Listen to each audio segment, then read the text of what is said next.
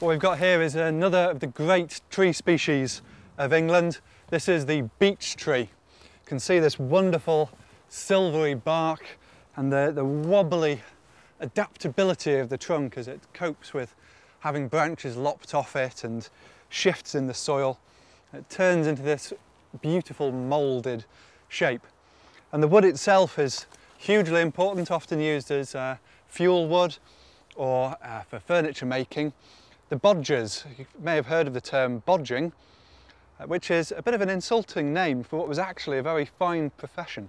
And the bodgers were people who made furniture in the forest, and they used to lop branches off beech trees and they'd turn the wood in the forest itself and come out of the forest with a chair. So bodging is actually a really skilled profession.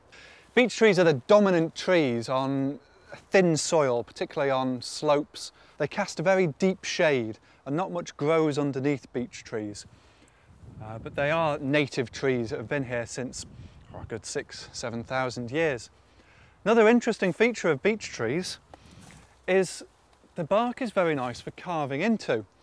Now some people see this as graffiti, but in truth it doesn't really do very much harm to the trees. And as the trees get older, the bark grows and it stretches. And actually we know that this used to happen in Roman times. And there's a Roman epithet about it that goes crescant ille crescant amores, which means as the letters grow, so our love, showing that the Romans were just as twee as we are. You can see that here people to this day still carve their names and dates into beech trees, and it'll be there for probably decades to come.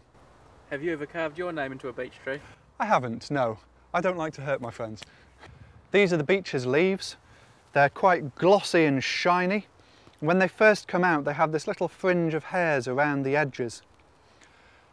Beech leaves have a traditional use in that they can be used to make booze, or rather, much as you make various fruit spirits, you can pack a jar full of beech leaves and pour vodka on top of it and leave it for 6 months and you get a very nice beech leaf flavoured drink.